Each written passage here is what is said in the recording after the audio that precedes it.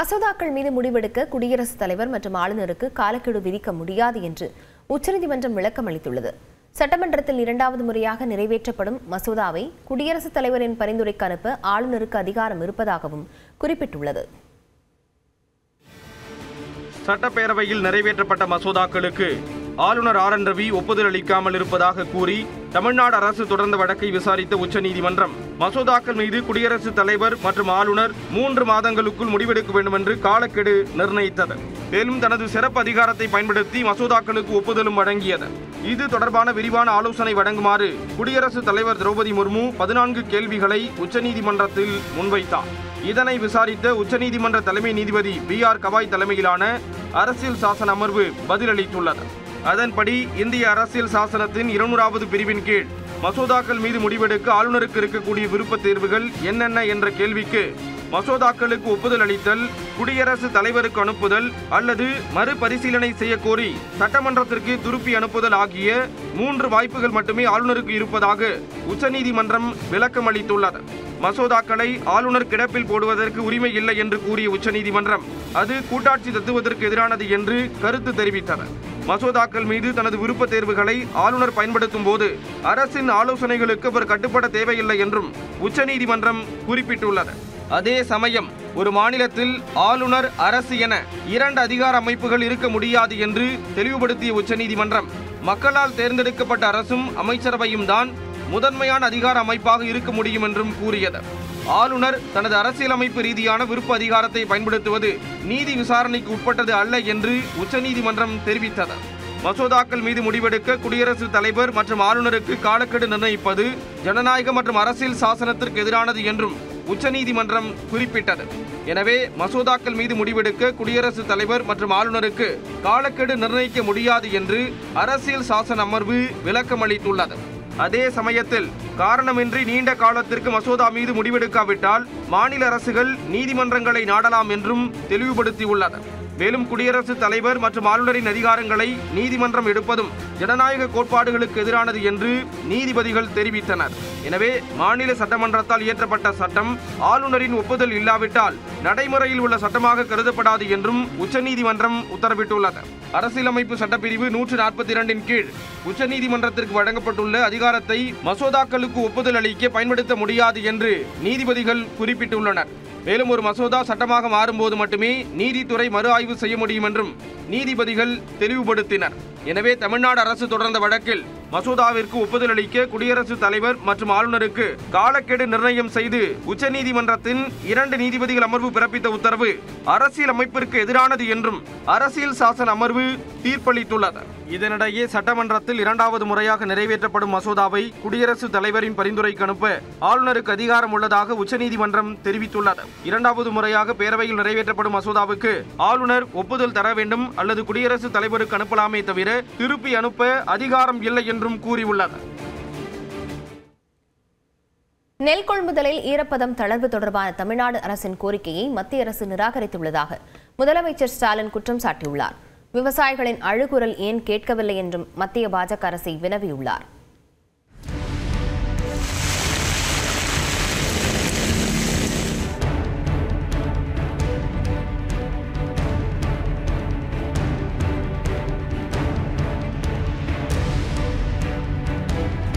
வடகிழக்கு பருவமழை தொடங்கியதும் டெல்டா மாவட்டங்களில் கொட்டித் தீர்த்த கனமழை காரணமாக நெற்பயிர்கள் மழைநீரில் மூழ்கியதால் விவசாயிகள் கவலையில் ஆழ்ந்தனர். இதைத் தொடர்ந்து நெல் கொள்முதலுக்கான ஈரப்பத அளவை 17% இருந்து 22% உயர்த்த மத்திய அரசுக்கு தமிழ்நாடு அரசு கோரிக்கை விடுத்தது. அதன்படி தமிழ்நாடு வந்த மத்திய குழுவினர் பல்வேறு பகுதிகளில் ஆய்வு மேற்கொண்டு நெல் மாதிரிகளை சேகரித்து சென்றனர். இந்நிலையில் நெல் கொள்முதலில் ஈரப்பதம் தளர்வு தொடர்பான தமிழ்நாடு அரசின் கோரிக்கையை மத்திய அரசு நிராகரித்துள்ளதாக முதலமைச்சர் மு.க. ஸ்டாலின் தெரிவித்துள்ளார். இது தொடர்பாக எக்ஸ் பக்கத்தில் பதிவிட்டுள்ள அவர், உழவர்களிடையே பிரதமர் உரையாற்றிய ஈரம் காய்வதற்குள் துரோகம் என காட்டமாக விமர்சித்துள்ளார். தமிழ்நாட்டின் குரல் ஏன் பிரதமரின் காதுகளுக்கு கேட்கவில்லை என்று கூறியுள்ள முதலமைச்சர், விவசாயிகளின் அழுகுரல் ஏன் கேட்கவில்லை, கண்ணீர் ஏன் தெரியவில்லை என்றும் வினவியுள்ளார். கடந்த ஆண்டுகளில் இத்தகைய ஈரப்பத அளவிற்கான தளர்வை பல முறை வழங்கிய மத்திய அரசு தற்போது வழங்க மறுப்பது ஏன் என்றும் கேள்வி எழுப்பியுள்ளார்.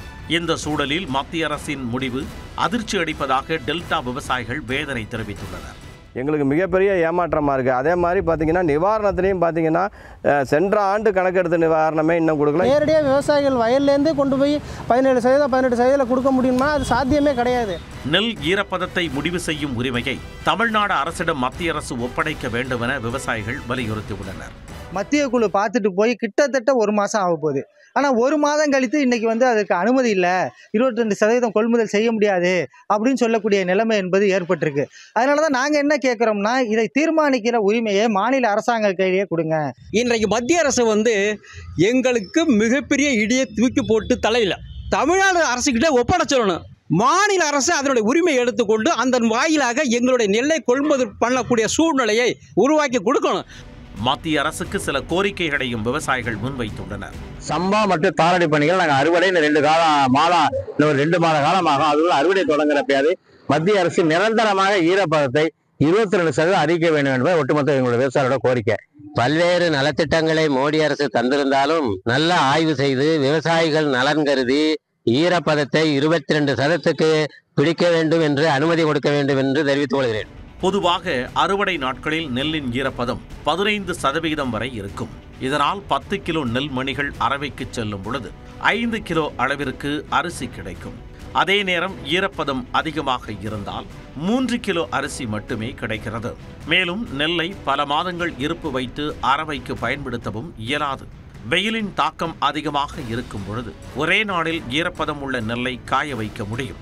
வெயிலின் தாக்கம் குறைவாக இருந்தால் நெல்லை காய வைக்க 3 நாட்கள் வரை ஆகலாம். 3 நாட்களுக்கு மேலாக காத்திருந்தால் நெல் மணிகள் முளைத்து நாற்றுகள் உருவாகிவிடும் என்பதால் மீண்டும் அந்த நெல் மணிகளை பயன்படுத்த முடியாது.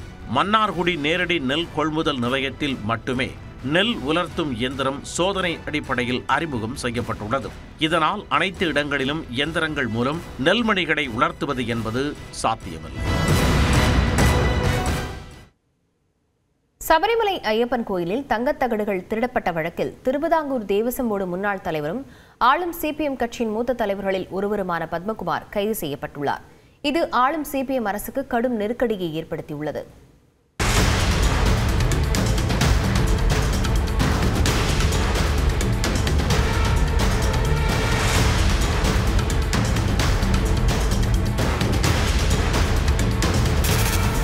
தென்னிந்தியாவில் உள்ள ஆன்மீக ஸ்தலங்களில் கேரளாவில் உள்ள சபரிமலை மிக முக்கியமானது. சபரிமலை ஐயப்பன் கோவிலுக்கு பல்வேறு மாநிலங்களில் இருந்து லட்சக்கணக்கான பக்தர்கள் வந்து செல்கின்றனர். அந்த கோவிலுக்கு நன்கொடைகளும் அதிக அளவில் வருகின்றன.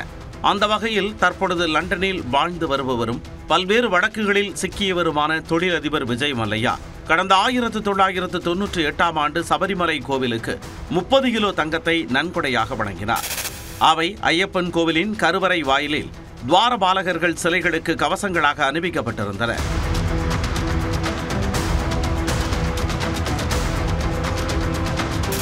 கடந்த 2019ஆம் ஆண்டில் துவாரபாலகர் சிலைகளை சீரமைக்கும் பணியை சொந்த செலவில் மேற்கொள்வதாக கூறிய பெங்களூரு உன்னிகிருஷ்ணன் போத்தி வசம் அப்பணி ஒப்படைக்கப்பட்டது. அதனை சென்னையைச் சேர்ந்த நிறுவனம் மேற்கொண்டது. அப்போது துவாரபாலகர் சிலைகளில் இருந்து 4.5 கிலோ தங்க தகடுகள் மாயமானதும் செப்பு தகடுகளை வைத்து மோசடி செய்ததும் பின்னாளில் தெரிய வந்தது. இது கேரளாவில் பெரும் அதிர்வலைகளை ஏற்படுத்தியது. இது தொடர்பான விசாரணை நடத்த கேரள உயர்நீதிமன்றம் அண்மையில் உத்தரவிட்டிருந்தது. இந்த வழக்கை விசாரிக்க சிறப்பு புலனாய்வு குழுவும் அமைக்கப்பட்டது. அவர்களது விசாரணை பல அதிரடி நடவடிக்கைகளுக்கு வித்திட்டது.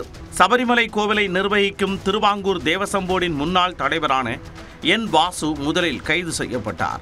அவர் ஆளும் மார்க்சிஸ்ட் கட்சியின் முக்கிய புள்ளி ஆவார். அமைச்சர் ஒருவருக்கும் நேர்முக உதவியாளராக இருந்தவர். அதனால் கேரள அரசுக்கு நெருக்கடி ஏற்பட்டது. மேலும் நிர்வாக அதிகாரிகள் முராரி பாபு, சுதீஷ்குமார் ஆகியோரும் கைது செய்யப்பட்டனர்.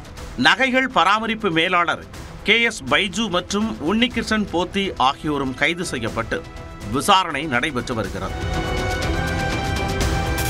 இந்நிலையில் விசாரணையின் தொடர்ச்சியாக திருவாங்கூர் தேவசம் போர்டின் முன்னாள் தலைவரும் மார்க்சிஸ்ட் கம்யூனிஸ்ட் கட்சியின் முக்கிய புள்ளியுமான பத்மகுமார் கைது செய்யப்பட்டிருப்பது கேரளாவில் பெரும் பரபரப்பை ஏற்படுத்தியுள்ளது.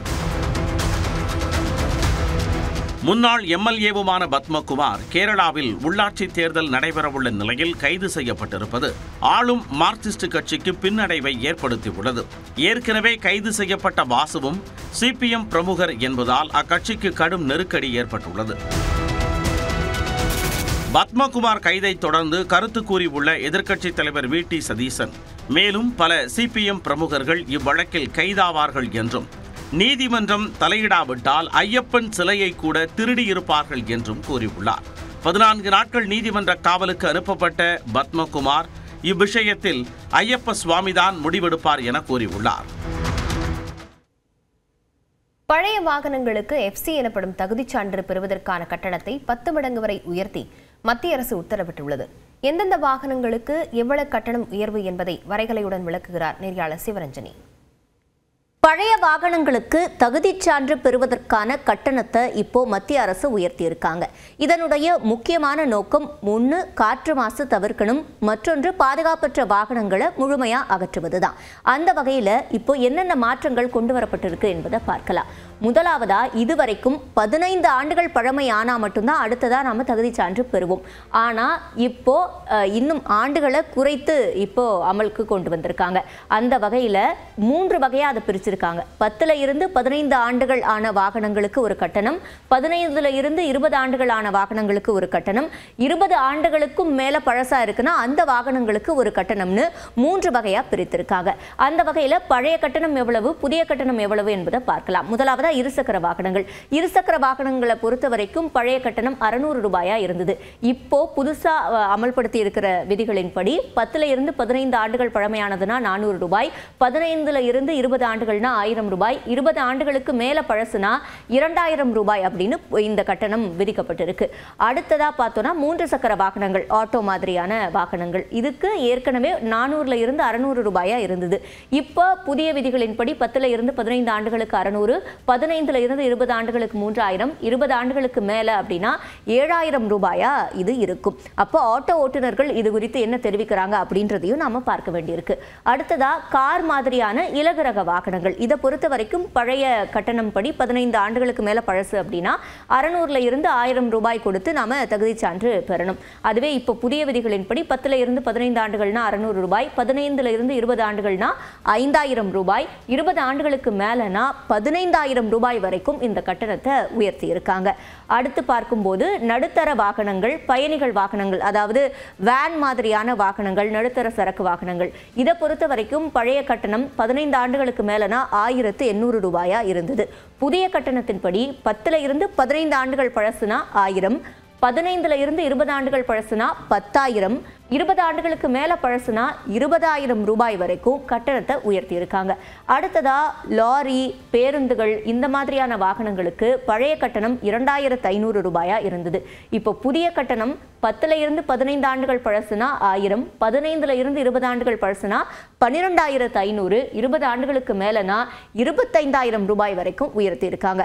அதாவது கிட்டத்தட்ட 10 மடங்கு அளவுக்கு இந்த கட்டணம் உயர்த்தப்பட்டிருக்கு அப்படின்றத நம்மளால பார்க்க முடியுது.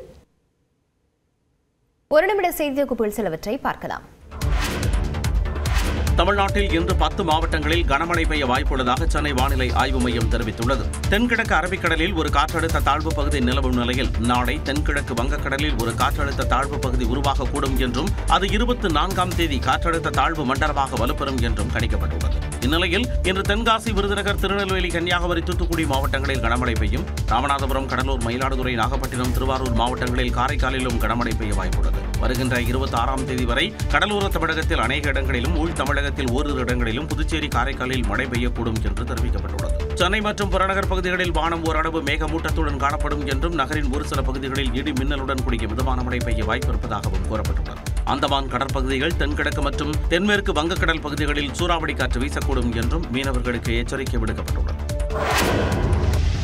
டெல்டா மாவட்டங்களில் கனமழை பெய்ததால் நெல் சாகுபடி செய்த விவசாயிகள் கவலையடைந்துள்ளனர். நாகப்பட்டினத்தில் வடிப்பாளையம், காடம்பாடி, நம்பியார் நகர், நாகூர், ஐவநல்லூர், பாலையூர், சிக்கல், புத்தூர், பாப்பாகோயில், அக்கரைப்பேட்டை உள்ளிட்ட பகுதிகளில் மாலையில் கனமழை கொட்டியது. 3 நாட்களுக்கு முன்பு மழை பெய்த காரணமாக சம்பா மற்றும் தாளடி சாகுபடி செய்யப்பட்ட விளைநிலங்களில் தேங்கியுள்ள மழைநீர் வடியாத சூழலில் மீண்டும் கனமழை பெய்ததால் விவசாயிகள் கலக்கமடைந்துள்ளனர். மயிலாடுதுறை மாவட்டத்தில் சீர்காழி, கொள்ளிடம், வைத்தீஸ்வரன் கோவில், பூம்புகார், திருமுல்லைவாசல், எடமணல், திருவன்காடு சுற்றுவட்டாரத்தில் அரை மணி நேரத்திற்கு மேலாக கனமழை பெய்தது. ஏற்கனவே சம்பா பயிர்களை சூழ்ந்த மழைநீர் வடிந்து வரும் சூழலில் மீண்டும் மழை பெய்ததால் விவசாயிகள் வேதனையடைந்தனர்.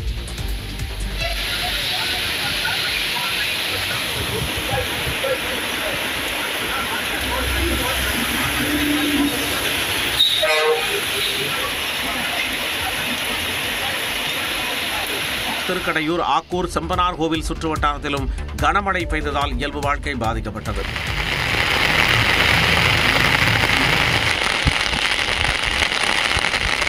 திருவாரூரில் கங்களாஞ்சேரி, சேந்தமங்கலம், தண்டலை, மாங்குடி உள்ளிட்ட இடங்களில் 1 மணி நேரத்திற்கு மேலாக இடியுடன் கனமழை பெய்தது. இதன் காரணமாக நெல் சாகுபடி பணிகளில் ஈடுபட்டு வரும் விவசாயிகள் அச்சமடைந்துள்ளனர்.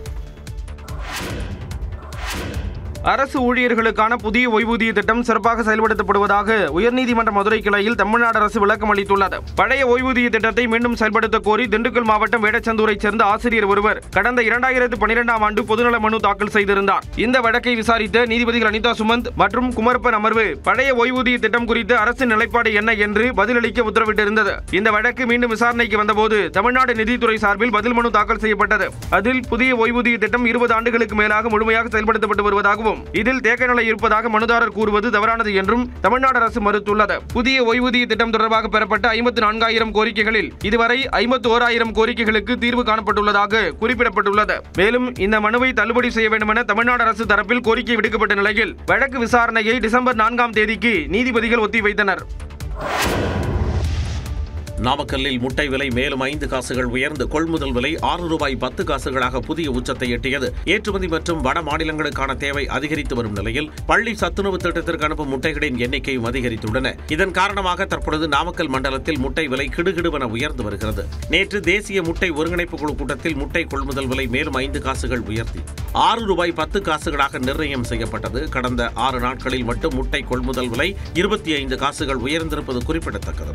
இதனால் சில்லறை விற்பனையில் முட்டை ₹7 கடந்து விற்பனையாகிறது. இதனிடையே பிராய்லர் கோழி உயிருடன் 1 கிலோ ₹98 முட்டை கோழி 1 கிலோ ₹122 விலையை தென்னிந்திய கோழி பண்ணையாளர்கள் சங்கம் நிர்ணயித்துள்ளது. அடுத்த சில நாட்களுக்கு முட்டை விலை மேலும் உயர வாய்ப்பு இருப்பதாக கோழி பண்ணையாளர்கள் தெரிவித்துள்ளனர். SIR பணிகளில் திமுக அரசு குளறுபடிகளை செய்வதாக கூறி சென்னையில் அதிமுக சார்பில் போராட்டம் நடைபெற்றது. தமிழ்நாடு முழுவதும் நடக்கும் வாக்காளர் பட்டியல் சிறப்பு தீவிர திருத்த பணிகளில் திமுக அரசு குளறுபடிகளில் ஈடுபடுவதாக அதிமுக குற்றம் சாட்டியிருந்தது. இது தொடர்பாக திமுக அரசை கண்டித்து சென்னை எழும்பூரில் உள்ள ராஜரத்னம் மைதானம் அருகே அதிமுக சார்பில் போராட்டம் நடத்தப்பட்டது. இதில் முன்னாள் அமைச்சர்கள் ஜெயக்குமார், வளர்மதி உள்ளிட்டோர் பங்கேற்றனர்.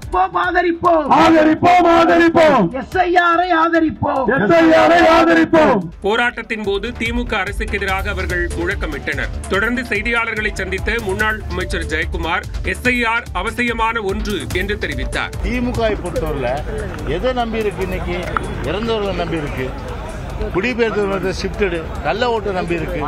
இதுதான் அவங்களுடைய அடிப்படை. எனவே தான் நாங்கள் சொல்றோம், சார் இன்னைக்கு இம்ப்ளிமெண்ட் பண்ணோம். SIR பொறுத்தவரை இம்ப்ளிமெண்ட் பண்ணோம். அப்படி பண்ணும்போது தான் வெளிப்படைத்தன்மையோடு வாக்காளர் பட்டியல் இருக்கின்ற ஒரு நிலை வரும். திமுக கள்ள வாக்குகளை நம்பி இருப்பதாகவும் ஜெயக்குமார் குற்றம் சாட்டினார். வாக்காளர் பட்டியல் சிறப்பு தீவிர திருத்த படிவத்துடன் எவ்வித ஆவணங்களையும் சமர்ப்பிக்க தேவையில்லை என்று தலைமை தேர்தல் அதிகாரி அர்ச்சனா பட்நாயக் மீண்டும் தெளிவுபடுத்தியுள்ளார். தமிழ்நாட்டில் அனைத்து சட்டமன்ற தொகுதிகளிலும் கடந்த 4ஆம் தேதி முதல் வாக்காளர் பட்டியல் சிறப்பு தீவிர திருத்த பணி தொடங்கி நடைபெற்று வருகிறது. வீடு வீடாக சென்று விண்ணப்ப படிவங்களை வழங்கி நிரப்பி அவற்றை பெறும் பணியில் வாக்குச்சாவடி அலுவலர்கள் ஈடுபட்டுள்ளனர். படிவங்களை தவறுதலாக பூர்த்தி செய்து முகாமிற்கு எடுத்து வரும் பொதுமக்களின் படிவங்களை வாக்குச்சாவடி அலுவலர்கள் ஒயிட்னர் மூலம் திருத்தி எழுதுவதாக விமர்சனங்கள் எழுந்தன. மேலும் படிவம் சரியாக இருப்பின் ஆவணங்கள் ஏதும் பெறக்கூடாது என தேர்தல் ஆணையம் தெரிவித்திருந்தும் ஆவணங்களை கொண்டு வரும்படி வாக்காளர்கள் திருப்பி அனுப்பப்படுவதாகவும் குற்றச்சாட்டுகள் எழுந்தன. இது தொடர்பாக தேர்தல் ஆணையத்தின் எக்ஸ் பக்கத்தில் விளக்கம் அளித்துள்ள தலைமை தேர்தல் அதிகாரி அர்ச்சனா பட்நாயக், வாக்காளர் பட்டியல் சிறப்பு தீவிர திருத்த படிவத்துடன் எவ்வித ஆவணங்களையும் சமர்ப்பிக்க தேவையில்லை என்று குறிப்பிட்டுள்ளார். கணக்கீட்டு படிவங்களில் வாக்காளர்கள் தங்களது சரியான விவரங்களை வாக்குச்சாவடி அலுவலர்களின் உதவியுடன் நிரப்பி சமர்ப்பிக்கலாம் என்றும் தலைமை தேர்தல் அதிகாரி தெரிவித்துள்ளார்.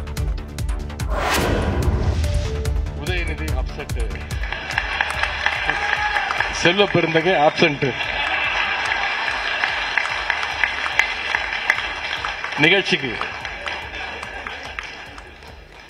தலைப்பெல்லாம் ரெடி பண்ணி வச்சிருந்தாங்க. கடைசியில அவரும் வந்து அதற்கும் வழி இல்லாமல் நிச்சயம் அண்ணன் செல்வ பெருந்தகை அவர்களும் சரி அந்த இயக்கமும் சரி கரெக்டான நேரத்தில் எங்க வரணுமோ போனாதானே வர முடியும். காங்கிரஸ் உடனான கூட்டணி வலுவாக உள்ளது என தனது பாணியில் துணை முதலமைச்சர் உதயநிதி ஸ்டாலின் தந்த விளக்கமே இது. சென்னையில் நடந்த நிகழ்வில் பத்திரிகையாளர் செந்தில்வேல் எழுதிய திராவிடம் 2.0 ஏன் எதற்கு என்ற நூலை துணை முதலமைச்சர் உதயநிதி வெளியிட அமைச்சர் அன்பில் மகேஷ் பெற்றுக் கொண்டார். பின்னர் நிகழ்ச்சியில் பேசிய உதயநிதி தமிழ் படிக்க ஆர்வத்துடன் இருக்கும் பிரதமர் தமிழ் படிக்கும் குழந்தைகளின் மத்தியில் ஹிந்தி சமஸ்கிருதத்தை திணிப்பது எந்த வகையில் நியாயம் என கேள்வி எழுப்பினார். தமிழ் வளர்ச்சிக்காக கடந்த 10 ஆண்டுகளில் ஒன்றிய அரசு நிதி ஒதுக்கின நிதி எவ்வளவு தெரியுமா? தமிழ் வளர்ச்சிக்கு வெறும் 150 கோடி ரூபாய். ஆனால் செத்த மொழி சமஸ்கிருதத்துக்கு ஒன்றிய அரசு கடந்த 10 ஆண்டுகள்ல ஒதுக்கின நிதி எவ்வளவு தெரியுமா? 2400 கோடி ரூபாய். நிகழ்ச்சியில் பேசிய தமிழ்நாடு காங்கிரஸ் தலைவர் செல்வ பெருந்தகை இந்தியா கூட்டணியை யாரும் பிரிக்க முடியாது என திட்டவட்டமாக கூறினார். ஒரு 2-3 மாதமா ஒரு மிகப்பெரிய சலசலப்பு. இந்த கூட்டணி என்ன ஆக போகுது, இது எந்த திசையில போக போகுது, நிறைய பேர் குளிர்காய நினைச்சாங்க. எந்த காலத்திலும் இந்தியா கூட்டணியை யாரும் பிரிக்க முடியாது, இது வலிமையாக இருக்கிறது. இந்தியா கூட்டணியில் சலசலப்பு இருப்பதாக கூறி சிலர் குளிர்காய நினைப்பதாகவும் குற்றம் சாட்டினார். சேலத்தில் அடுத்த மாதம் 4ஆம் தேதி விஜய் பரப்புரை மேற்கொள்ள காவல்துறை அனுமதி மறுத்துள்ளது. அடுத்த ஆண்டு நடைபெறும் சட்டமன்ற தேர்தலை முன்னிட்டு வாரந்தோறும் சனிக்கிழமைகளில் தாவேகா தலைவர் விஜய் தீவிர பிரச்சாரத்தில் ஈடுபட்டு வந்தார். அந்த வகையில் கரூர் வேலுச்சாமிபுரத்தில் கடந்த செப்டம்பர் 27ஆம் தேதி விஜய் கலந்து கொண்ட பிரச்சார கூட்டத்தில் ஏற்பட்ட கூட்ட நெரிசலில் சிக்கி 41 பேர் உயிரிழந்தனர். இந்த சம்பவம் ஒட்டுமொத்த நாட்டையே உலுக்கிய நிலையில் சுற்றுப்பயணத்தை தற்காலிகமாக நிறுத்தி வைப்பதாக தாவேகா தலைவர் விஜய் அறிவித்தார். இந்நிலையில் சட்டமன்ற தேர்தல் நெருங்கும் சூழலில் சேலத்தில் அடுத்த மாதம் 4ஆம் தேதி தாவேகா தலைவர் விஜய் பரப்புரை மேற்கொள்ள திட்டமிட்டிருந்தார். இதற்கு அனுமதி கோரி அக்கட்சி சார்பில் காவல் ஆணையர் அலுவலகத்தில் மனு அளிக்கப்பட்டிருந்தது. ஆனால் சேலத்தில் டிசம்பர் 4ஆம் தேதி விஜய் பரப்புரை மேற்கொள்ள காவல்துறை அனுமதி மறுத்துள்ளது. கார்த்திகை தீப பணிகள் இருப்பதால் பாதுகாப்பு கொடுக்க இயலாது என சேலம் மாநகர காவல்துறை தரப்பில் தெரிவிக்கப்பட்டுள்ளது.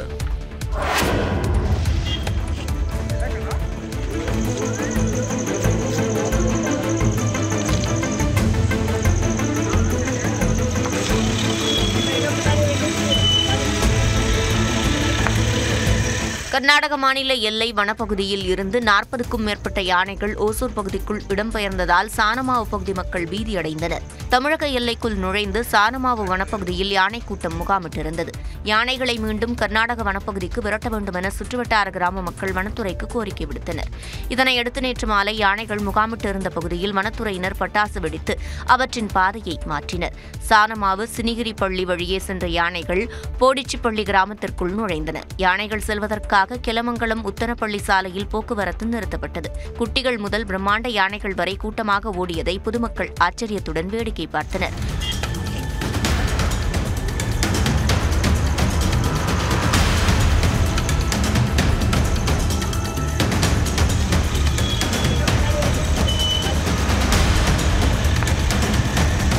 தொடர்ந்து ஜக்கேரி பேவநத்தம் வழியாக தேன்கனிக்கோட்டை வனப்பகுதிக்குள் யானை கூட்டம் விரட்டப்பட்டது.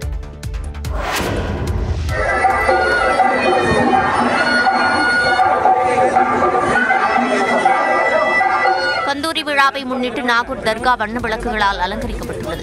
நாகூர் தர்காவில் ஆண்டுதோறும் கந்தூரி விழா நடப்பது வழக்கம். அதன்படி 469ஆம் ஆண்டு கந்தூரி விழா இன்று மாலை கொடியேற்றத்துடன் தொடங்கவுள்ளது.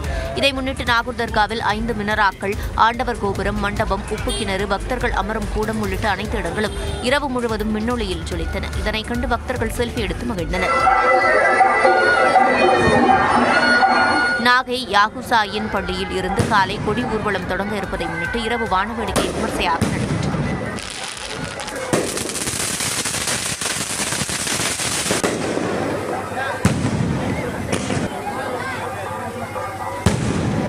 வானத்தில் வர்ணஜாலமிட்ட கண்கவர் வானவேடிக்கைகளை மக்கள் வியந்து ரசித்தனர்.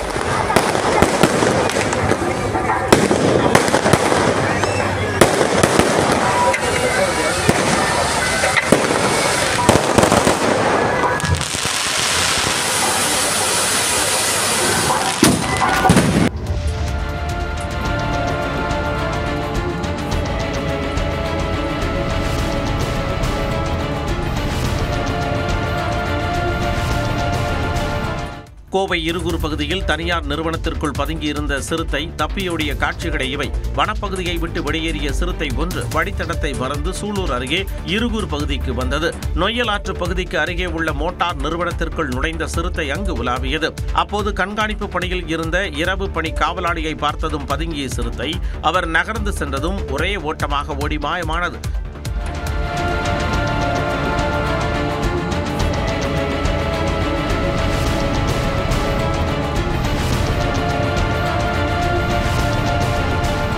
தகவல் அறிந்து வந்த வனத்துறையினர் சம்பவ இடத்திற்கு சென்று சிறுத்தை நடமாட்டம் குறித்து ஆய்வு செய்தனர். பீகார் மாநில முதலமைச்சராக 10வது முறையாக நிதிஷ்குமார் பதவியேற்றுக் கொண்டார். பீகாரில் அண்மையில் நடைபெற்ற சட்டப்பேரவைத் தேர்தலில் பாஜக, நிதிஷின் ஐக்கிய ஜனதாதளம் கட்சிகளை உள்ளடக்கிய தேசிய ஜனநாயக கூட்டணி 202 இடங்களை கைப்பற்றி ஆட்சியை தக்க வைத்தது. தொடர்ந்து நடைபெற்ற அக்கூட்டணி எம்எல்ஏக்கள் கூட்டத்தில் முதலமைச்சராக ஐக்கிய ஜனதாதளம் கட்சித் தலைவர் நிதிஷ்குமார் தேர்வு செய்யப்பட்டார். இந்நிலையில் பாட்னாவில் உள்ள காந்தி மைதானத்தில் புதிய அரசு பதவியேற்பு விழா நடைபெற்றது. இதில் பிரதமர் நரேந்திர மோடி, ஆந்திர முதலமைச்சர் சந்திரபாபு நாயுடு, உத்தரப்பிரதேச முதலமைச்சர் யோகி ஆதித்யநாத், மத்திய அமைச்சர்கள் அமித்ஷா, நட்டா உள்ளிட்டோர் பங்கேற்றனர். பீகார் முதலமைச்சராக நிதிஷ்குமாருக்கு ஆளுநர் ஆரிஃப் முகமது கான் பதவி பிரமாணம் செய்து வைத்தார்.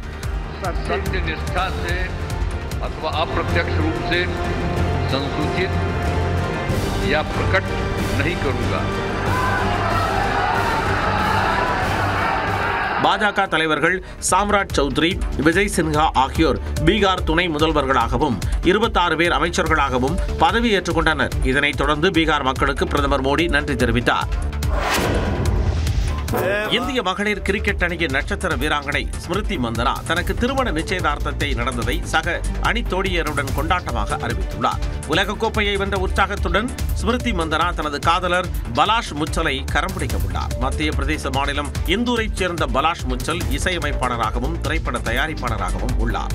இருவரது நிச்சயதார்த்தம் நேற்று நடைபெற்றதை ரீல்ஸ் வெளியிட்டு ஸ்மிருதி மந்தனா அறிவித்துள்ளார். சக வீராங்கனைகள் ஜெமிமா ரோட்ரிக்ஸ், ஸ்ரேயங்கா பாட்டில், ராதா யாதவ், அருந்ததி ரெட்டி ஆகியோருடன் ஸ்மிருதி மந்தனா துள்ளலாக ஆட்டம் போட்டு தனது திருமண மோதிரத்தை காட்டி நிச்சயதார்த்தத்தை ரசிகர்களுக்கு அறிவித்துள்ளார். பல ஆண்டுகளாக காதலித்து வரும் இவர்களது திருமணம் வரும் ஞாயிற்றுக்கிழமை நடைபெறவுள்ளது. இந்நிலையில் ஸ்மிருதி மந்தனா பாலாஷ் முச்சல் ஜோடியை வாழ்த்தி பிரதமர் மோடி அனுப்பியுள்ள கடிதத்தில் இருவரும் வாழ்க்கை விளையாட்டில் வெற்றி பெற வாழ்த்தியுள்ளார். நாம் பதிவேற்றும் புகைப்படங்களை 3D டிஜிட்டல் மினியேச்சர்களாக மாற்றி கொடுத்து வந்த நானோ பனானாவின் புதிய மேம்படுத்தப்பட்ட AI மாடலை கூகுள் நிறுவனம் அறிமுகப்படுத்தியுள்ளது. கூகுளின் AI கருவியான ஜெமினி 2.5 ஃபிளாஷ் இமேஜ் மூலம் பயனர்கள் தங்களது சொந்த புகைப்படங்களை மினியேச்சர் மாடல்களாக மாற்றி ட்ரெண்ட் செய்து வந்தனர். உலகம் முழுவதும் கவனத்தை ஈர்த்துள்ள இந்த நானோ பனானா AI மூலம் துல்லியமான 3D மாடல்களை உருவாக்க முடியும். இதில் நாம் பதிவேற்றும் புகைப்படங்களில் உள்ள முகபாவங்கள், உடைகள் மற்றும் பின்னணி விவரங்கள் போன்றவற்றை அப்படியே வழங்குகிறது. இந்நிலையில் கூகுள் நிறுவனம் நானோ பனானா ப்ரோ எனப்படும் மேம்படுத்தப்பட்ட AI புகைப்படம் உருவாக்கும் மாடலை அறிமுகப்படுத்தியுள்ளது. இது 14 படங்களை ஒரு சேர இணைத்து புதிய காட்சிகளை உருவாக்கும் திறன் பெற்றுள்ளது.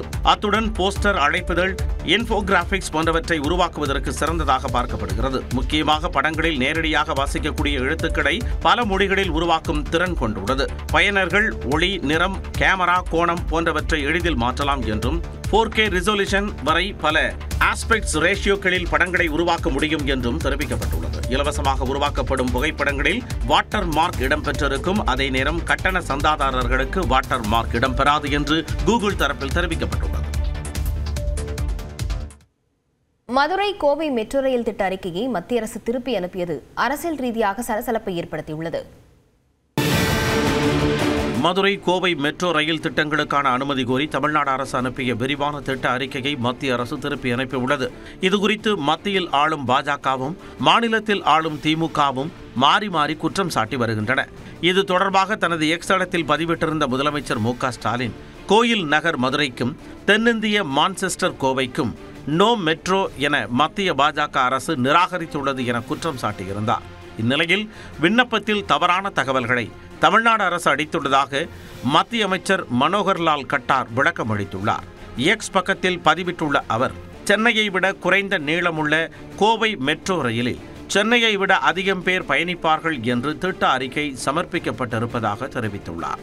மெட்ரோ ரயிலில் மாநகராட்சியின் மக்கள் தொகையை விட 5 மடங்கு அதிகம் பேர் பயணிக்க உள்ளதாக திட்ட அறிக்கையில் குறிப்பிட்டிருப்பதாகவும், அதற்கான காரணங்களை கூறவில்லை என்றும் மனோகர்லால் கட்டார் குற்றம் சாட்டியுள்ளார். இதனிடையே மெட்ரோ ரயில் திட்டத்தை மத்திய அரசு நிராகரித்ததற்கு எதிர்ப்பு தெரிவித்து கோவையில் முன்னாள் அமைச்சர் செந்தில் பாலாஜி தலைமையில் திமுக அடங்கிய மதசார்பற்ற முற்போக்கு கூட்டணி சார்பில் ஆர்ப்பாட்டம் நடைபெற்றது. மெட்ரோ திட்டத்தை நிராகரித்த மோடியை கண்டிக்கிறோம். வேட்டி சட்டை திருக்குறள் எல்லாம் வேசமா? மெட்ரோ ரயில் இல்லை என தமிழர்களுக்கு துரோகமா?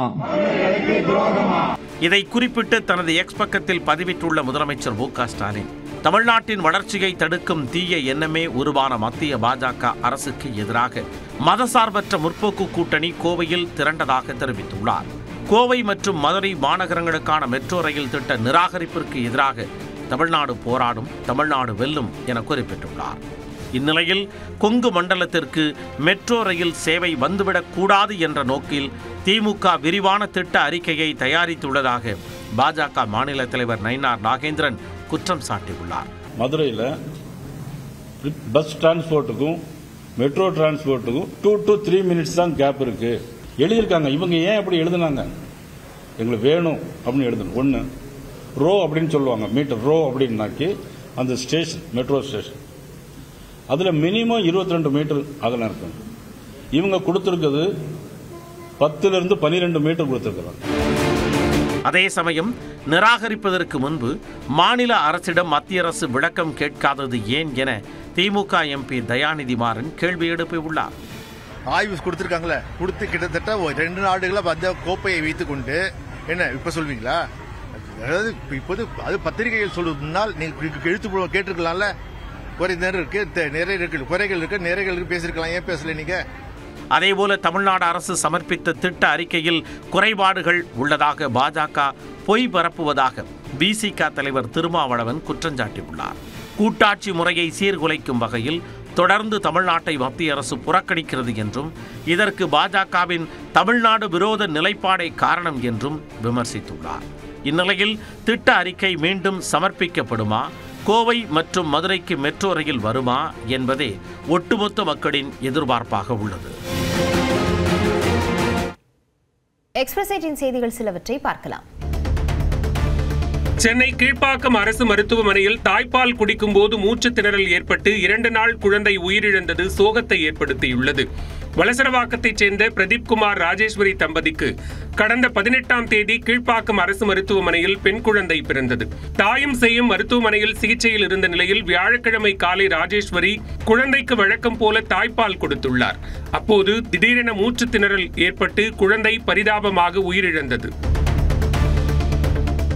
ராமநாதபுரம் மாவட்டம் மானாங்குடியில் மணல் அரிப்பை தடுக்கும் விதமாக கடற்கரை பகுதியில் 10,000 பனைமர விதைகள் நடப்பட்டன. ராமநாதபுரம் மாவட்ட ஆட்சியர் சிம்ரன்ஜித் சிங் காலோன் வண்ண பலூன்களை வானில் பறக்கவிட்டு விழாவை தொடங்கி வைத்தார். பனைமரங்களை மாவட்டம் முழுவதும் நடவு செய்து பாதுகாக்க வேண்டும் என்று பொதுமக்களை ஆட்சியர் கேட்டுக் கொண்டார்.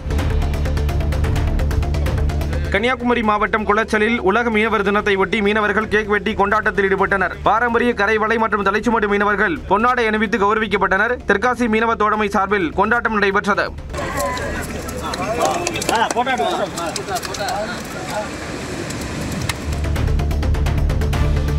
திருவள்ளூர் அருகே காதல் விவகாரத்தில் இளைஞரை வெட்டி கொலை செய்த நபர்களை காவல்துறையினர் தேடி வருகின்றனர்.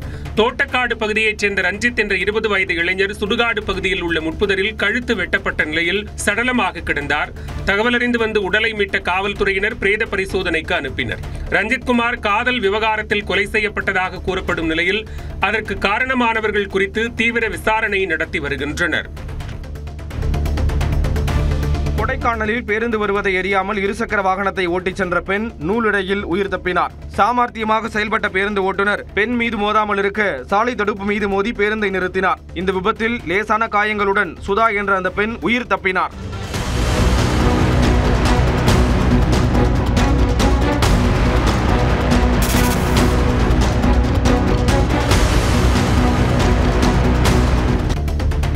திருப்பத்தூர் மாவட்டம் ஆம்பூரில் இறந்த மனைவியின் பென்ஷன் பணம் மூலம் வாழ்க்கை நடத்தி வரும் முதியவருக்கு சுமார் 1 கோடி ரூபாய் ஜிஎஸ்டி கட்ட வேண்டும் என கடிதம் வந்த சம்பவம் பரபரப்பை ஏற்படுத்தியுள்ளது. வேலாயுதம் என்ற அவருக்கு மனைவியின் பல மாத பென்ஷன் பணம் வராததால் வங்கியில் சென்று கேட்டபோது இந்த ஜிஎஸ்டி விவகாரம் தெரிய வந்துள்ளது. முதியவரின் வங்கி கணக்கு மற்றும் ஆவணங்களை மோசடியாக சிலர் பயன்படுத்தியுள்ளதாக புகார் எழுந்துள்ளது. கிருஷ்ணகிரி அருகே மருத்துவம் படிக்காமலேயே கிளினிக் வைத்து நடத்தி மருத்துவம் பார்த்து வந்த போலி மருத்துவர் கைது செய்யப்பட்டார். காவேரிப்பட்டினம் கொசமேடு பகுதியைச் சேர்ந்த 56 வயதான தவமணி என்பவர் 12ஆம் வகுப்பு வரை மட்டுமே படித்துவிட்டு வீட்டிலேயே கடந்த 5 ஆண்டுகளாக கிளினிக் நடத்தி வந்ததாக கூறப்படுகிறது. இந்நிலையில் போலி மருத்துவர் தவமணி கைது செய்யப்பட்ட நிலையில் கிளினிக்கிற்கு சீல் வைக்கப்பட்டது. தஞ்சாவூர் மாவட்டம் கும்பகோணம் மாநகராட்சியில் கட்டி முடிக்கப்பட்டு பல மாதங்களாகியும் ஆரம்ப சுகாதார நிலையம் திறக்கப்படவில்லை என புகார் எழுந்துள்ளது. சுமார் 1 கோடி 20 லட்சம் ரூபாய் மதிப்பீட்டில் கட்டிடம் கட்டி முடிக்கப்பட்டுள்ளது. இந்த ஆரம்ப சுகாதார நிலையத்தை விரைவில் திறக்க வேண்டும் என அப்பகுதி மக்கள் கோரிக்கை விடுத்துள்ளனர். திருநெல்வேலி மண்டல தீயணைப்பு அலுவலகத்தில் லஞ்ச ஒழிப்பு துறையால் பணம் கைப்பற்றப்பட்ட நிலையில் அதற்கு முன்னதாக நள்ளிரவில் மர்ம நபர் ஒருவர் அலுவலகத்திற்குள் செல்லும் சிசிடிவி காட்சிகள் வெளியாகியுள்ளன. மண்டல துணை இயக்குநர் சரவணபாபு அறையில் இருந்து 2,20,000 ரூபாயும் தீயணைப்பு வீரர் செந்தில் மேஜையில் இருந்து 41,000 ரூபாய் பணமும் பறிமுதல் செய்யப்பட்டிருந்தது. இந்நிலையில் மர்ம நபர் ஒருவர் அலுவலகத்திற்கு வந்து செல்வது போன்ற காட்சி வெளியாகியுள்ளது. கொடைக்கானலில் அதிக விளைச்சல் மற்றும் காரத்தன்மை கிடைக்கும் விதமாக 31 வகை பூண்டு விதைகள் விதைக்கப்பட்டு ஆராய்ச்சி மேற்கொள்ளப்பட்டு வருகிறது. மலை கிராம விவசாயிகள் அதிக பயன்பெறும் வகையில் இந்த பூண்டு ஆராய்ச்சி அமைய இருப்பதாக தெரிவிக்கப்பட்டுள்ளது. மலர் கண்காட்சி நடைபெறுவது போல் பூண்டிற்கான பூண்டு திருவிழாவும் நடைபெற இருப்பதாக தெரிவிக்கப்பட்டுள்ளது. விவசாயிகள் மத்தியில் இந்த ரகம் நம்ம பகுதிக்கு நல்லா இருக்கு அப்படின்றதை நம்ம பிரபலப்படுத்த இருக்கிறோம். இதனால் விவசாயிகள் மிக பயன்பெறுவார்கள். புதிய ரகங்களை அறிமுகப்படுத்துறதுனால இப்போ மகாராஷ்டிராவில் பார்த்தீங்கன்னா பீமா பர்பிள் அப்படின்ற பூண்டு ரகம் நல்ல விவசாயிகள் மத்தியில் பேசப்பட்டு அதிக விளைச்சலை தந்து கொண்டிருக்கிறது. திருவண்ணாமலை அண்ணாமலையார் கோயிலில் ஐப்பசி மாத உண்டியல் காணிக்கையாக சுமார் 3.5 கோடி ரூபாய் கிடைக்கப்பெற்றுள்ளது. கடந்த ஐப்பசி மாதத்தில் பக்தர்கள் காணிக்கையாக செலுத்திய பணத்தை 500க்கும் மேற்பட்ட ஊழியர்கள் மூலம் எண்ணும் பணி நடைபெற்றது. அதில் 3,40,56,689 ரூபாய் ரொக்கப்பணம், 104 கிராம் தங்கம், 2 கிலோ வெள்ளியை பக்தர்கள் காணிக்கையாக செலுத்தியிருப்பது தெரியவந்தது. தாம்பரம் மாநகர காவல்துறையினரால் கைப்பற்றப்பட்ட 707 கிலோ கஞ்சா எரித்து அழிக்கப்பட்டது. தென்மேல் பக்கம் பகுதியில் உள்ள தனியார் நிறுவனத்தில் கஞ்சா தீயிலிடப்பட்டது. நடப்பாண்டில் மாநகரில் இதுவரை 3,054 கிலோ கஞ்சா பறிமுதல் செய்து அழிக்கப்பட்டதாக காவல்துறை சார்பில் தெரிவிக்கப்பட்டுள்ளது.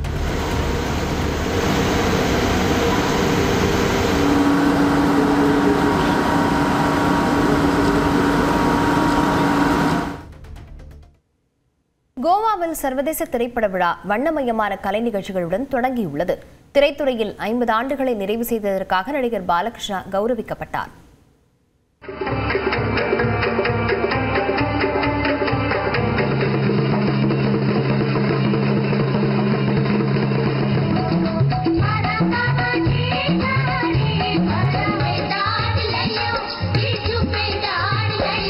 இந்திய சர்வதேச திரைப்பட விழா ஆண்டுதோறும் கோவா மாநில தலைநகர் பனாஜியில் நடைபெற்று வருகிறது. அந்த வகையில் 56வது இந்திய சர்வதேச திரைப்பட விழாவை மத்திய இணையமைச்சர் எல் முருகன், கோவா ஆளுநர் அசோக் கஜபதி ராஜு, முதலமைச்சர் பிரமோத் சாவந்த் உள்ளிட்டோர் தொடங்கி வைத்தனர்.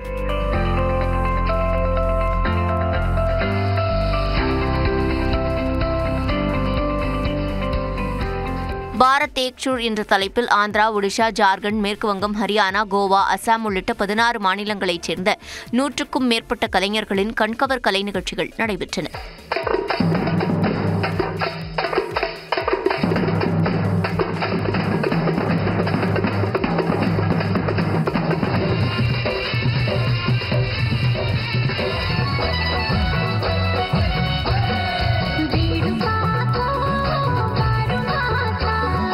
இந்திய சினிமாவின் கலாச்சாரம் மற்றும் பாரம்பரியத்தை வெளிக்காட்டிய ஊர்திகளின் அணிவகுப்பு கவனமீர்த்தன.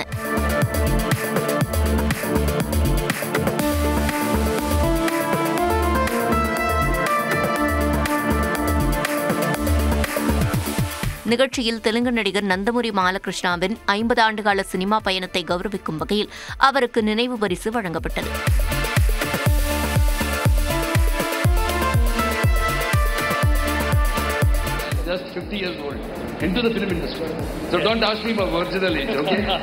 தொடக்க விழாவில் உலக சினிமா பிரிவின் ஓபனிங் பிலிமாக கேப்ரியல் மாஸ்கரோவின் தி ப்ளூ ட்ரையல் என்ற படம் திரையிடப்பட்டது. அந்த படத்தின் கலைஞர்களுக்கு நினைவு பரிசுகள் வழங்கப்பட்டன. வரும் 28ஆம் தேதி வரை 8 நாட்களுக்கு நடைபெறும் இந்த திரைப்பட விழாவில் 81 நாடுகளைச் சேர்ந்த 240 படங்கள் திரையிடப்பட உள்ளன. இந்திய பனோரமாவின் கீழ் திரையிட தமிழகத்திலிருந்து 2 திரைப்படங்கள் தேர்வாகியுள்ளன.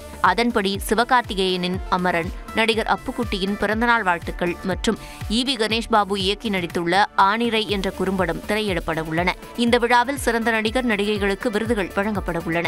50 ஆண்டு கால திரையுலக சாதனைக்காக விழாவின் நிறைவு நாளில் நடிகர் ரஜினிகாந்த் கௌரவிக்கப்பட உள்ளார்.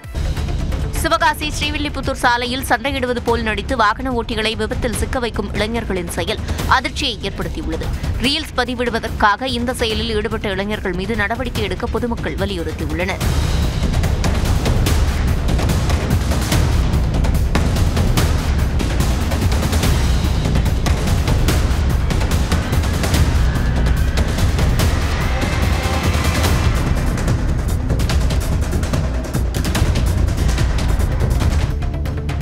பழனி தண்டாயுதபாணி சுவாமி மலைக்கோயிலில் உண்டியல் காணிக்கையாக 4 கோடியே 38 லட்சம் ரூபாய் கிடைக்கப்பெற்றது.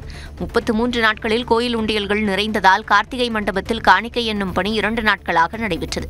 அதில் ரொக்கமாக 4 கோடியே 38 லட்சத்து 75,257 ரூபாயும், தங்கம் 872 கிராமும், வெள்ளி 33,153 கிராமையும் பக்தர்கள் காணிக்கையாக செலுத்தியுள்ளனர். கோவையில் கல்லூரி மாணவி கூட்டு பாலியல் வன்கொடுமை வழக்கில் கைது செய்யப்பட்ட 3 பேருக்கும் நீதிமன்ற காவல் நீட்டிக்கப்பட்டது. கடந்த 2ஆம் தேதி கல்லூரி மாணவியை கூட்டு பாலியல் வன்கொடுமை செய்த வழக்கில் சதீஷ், கார்த்தி மற்றும் குணா ஆகிய 3 பேரை காவல்துறையினர் சுட்டுப்பிடித்தனர். நீதிமன்ற காவல் முடிந்த நிலையில் அவர்கள் காணொலி வாயிலாக நீதிபதி முன்பு ஆஜர்படுத்தப்பட்டனர். 3 பேருக்கும் டிசம்பர் 3ஆம் தேதி வரை நீதிமன்ற காவலை நீட்டித்து நீதிபதி உத்தரவிட்டார். சென்னை பரங்கிமலை ரயில் நிலையத்தில் கேட்பாரற்று கிடந்த கைப்பையில் இருந்த பல லட்சம் மதிப்பிலான பொருட்களை ரயில்வே காவலர்கள் மீட்டு உரியவரிடம் ஒப்படைத்தனர். ரயில் நிலையத்தில் கிடந்த கைப்பையை ரயில்வே காவலர்கள் எடுத்து சோதனையிட்டனர். அதில் ஆப்பிள் மடிக்கணினி, தங்க நகைகள், 9,000 ரூபாய் ரொக்கம் இருப்பது தெரியவந்தது. இதற்கிடையே கைப்பையை தவறவிட்ட சிலம்பரசன் என்பவர் ரயில் நிலையத்திற்கு வந்து உரிய ஆவணங்களை காண்பித்து தனது உடைமைகளை பெற்றுச் சென்றார். கரூர் அருகே நிலப்பிரச்சினை தொடர்பாக வெண்ணெய்மலை பாலசுப்ரமணிய சுவாமி கோயிலுக்கு சீல் வைக்க முயன்ற இந்து சமய அறநிலையத்துறை அதிகாரிகளை பொதுமக்கள் முற்றுகையிட்டதால் பரபரப்பு ஏற்பட்டது. சாலை மறியலில் ஈடுபட்டவர்களை காவல்துறையினர் கைது செய்தனர். மேலும் வழக்கு தொடர்ந்த ராதாகிருஷ்ணன் என்பவர் கோயிலுக்கு வருகை தந்தபோது 100க்கும் மேற்பட்டோர் முற்றுகையிட்டு வாக்குவாதத்தில் ஈடுபட்டனர்.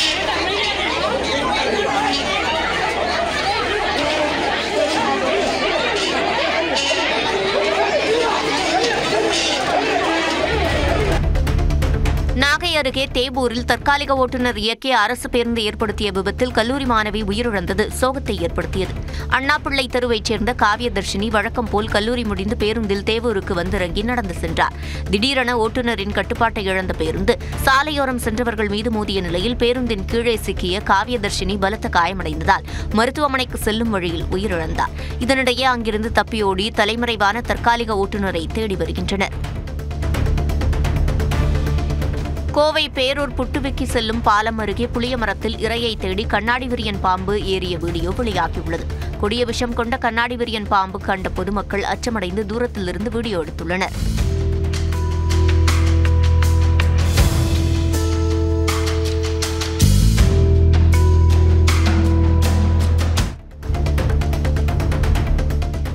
சென்னை திருமங்கலம் பகுதியில் ஓஜி கஞ்சா விற்பனையில் ஈடுபட்ட தொழிலதிபர் உள்பட 3 பேரை காவல்துறையினர் கைது செய்தனர். வளசரவாக்கத்தைச் சேர்ந்த தொழிலதிபர் சரத் மற்றும் சீனிவாசன், ஷர்புதீன் முகமது மஸ்தான் ஆகியோரை பிடித்து 10 கிராம் ஓஜி கஞ்சா, 27 லட்சம் ரூபாய், சொகுசு கார், 8 செல்போன்கள் ஆகியவற்றை பறிமுதல் செய்தனர். அவர்கள் அளித்த தகவலின் பேரில் அதிமுகவிற்கு ஆதரவாக செயல்படும் சமூக ஊடக நிறுவனத்தைச் சேர்ந்த ஹரி மற்றும் சாய் ஆகியோர் விசாரணைக்கு அழைத்துச் செல்லப்பட்டனர். தகவல் அறிந்து அதிமுகவினர் குவிந்ததால் பரபரப்பு ஏற்பட்டது. தாம்பரம் முதல் திண்டிவனம் வரை தேசிய நெடுஞ்சாலையில் மின்விளக்குகள் எரியாததை கண்டித்து சிங்கப்பெருமாள் கோயில் பகுதியில் பொதுமக்கள் தீப்பந்தம் ஏந்தி ஆர்ப்பாட்டத்தில் ஈடுபட்டனர். பொதுநல சங்கங்கள், வியாபாரிகள் சங்கம், அனைத்துக் கட்சி பிரமுகர்கள் உள்ளிட்டோர் ஆர்ப்பாட்டத்தில் கலந்து கொண்டு மத்திய அரசை கண்டித்து முழக்கமிட்டனர். தேசிய நெடுஞ்சாலையில் மின்விளக்குகள் பயன்படாமல் இருப்பதால் அவ்வப்போது விபத்துகள் ஏற்படுவதாகவும் இது வாகன ஓட்டிகளுக்கு அச்சத்தை ஏற்படுத்துவதாகவும் குற்றம் சாட்டினர். தேனி மாவட்டத்தில் தோழியுடன் திருமணத்தை மீறிய உறவில் இருந்த நபர் ஆபாச வீடியோக்களை அவரது கணவருக்கு அனுப்பிய சம்பவம் அதிர்ச்சியை ஏற்படுத்தியது. உத்தமபாளையத்தைச் சேர்ந்த இளம்பெண்ணுக்கு திருமணமாகி 2 குழந்தைகள் இருக்கும் நிலையில் குடும்ப தகராறு காரணமாக கணவனை பிரிந்து வாழ்கிறார். இந்நிலையில் அவருக்கு தனது பள்ளி தோழனான கூத்தாம்பட்டியைச் சேர்ந்த மருதுபாண்டியுடன் மீண்டும் நட்பு ஏற்பட்டு நாளடைவில் திருமணத்தை மீறி உறவானதாக கூறப்படுகிறது. இருவரும் தனிமையில் இருந்த வீடியோக்களை பெண்ணின் கணவர் குடும்பத்தினருக்கு மருதுபாண்டி அனுப்பிய நிலையில் புகாரின் பேரில் அவரை காவல்துறையினர் கைது செய்து சிறையில் அடைத்தனர். திருவாரூர் மாவட்டம் மன்னார்குடி பேருந்து நிலைய வளாகத்தில் அரசு மகளிர் கல்லூரியை தொடங்குவதற்கு எதிர்ப்பு எழுந்துள்ளது. வாகன இரைச்சல், புகை, மாசு உள்ளிட்டவை படிப்பை பாதிக்கும் எனவும் மாணவ அமைப்புகள் தரப்பில் இருந்து புகார்கள் எழுந்துள்ளது. இதற்கு பதிலாக மாற்று இடத்தை தேர்வு செய்து கல்லூரியை தொடங்கவும் கோரிக்கை விடுத்துள்ளனர். சென்னை கோயம்பேடு ஜங்ஷன் மேம்பாலத்தில் இருசக்கர வாகனத்தின் மீது லாரி மோதிய விபத்தில் இளம்பெண் உயிரிழந்தார். நெற்குன்றம் பகுதியைச் சேர்ந்த திவ்யா தோழி கல்பனாவுடன் பாடியிலிருந்து வீட்டிற்கு இருசக்கர வாகனத்தில் சென்றார். கோயம்பேடு மேம்பாலத்தில் சாலை அமைப்பதற்காக பழைய சாலை சுரண்டப்பட்டுள்ள நிலையில் தட்டு தடுமாறி சென்ற இருசக்கர வாகனம் மீது பின்னால் வந்த லாரி மோதியது. இருவரும் சாலையில் விழுந்த நிலையில் லாரி ஏறி இறங்கியதில் திவ்யா உடல் நசுங்கி உயிரிழந்தார். ஈரோடு ரயில் நிலையத்தில் மேலாளர் அலுவலகத்தை தூய்மைப் பணியாளர்கள் முற்றுகையிட்டு தர்ணாவில் ஈடுபட்டதால் பரபரப்பு ஏற்பட்டது. பீகார் மாநிலத்தைச் சேர்ந்த ஜெயக்குமார் ஒப்பந்த தூய்மைப் பணியாளராக பணியாற்றி வரும் நிலையில் புறப்பட்ட ரயிலிலிருந்து இறங்க முயன்று நடைமேடைக்கு இடையில் விழுந்தபோது ரயிலுக்கு அடியில் படுத்துக் கொண்டதால் உயிர் பிழைத்தார். இந்நிலையில் காயமடைந்த அவருக்கு முதலுதவி சிகிச்சை அளிக்க ரயில் நிலையத்தில் மருத்துவர் இல்லாததை கண்டித்து சக ஊழியர்கள் போராட்டத்தில் ஈடுபட்டனர்.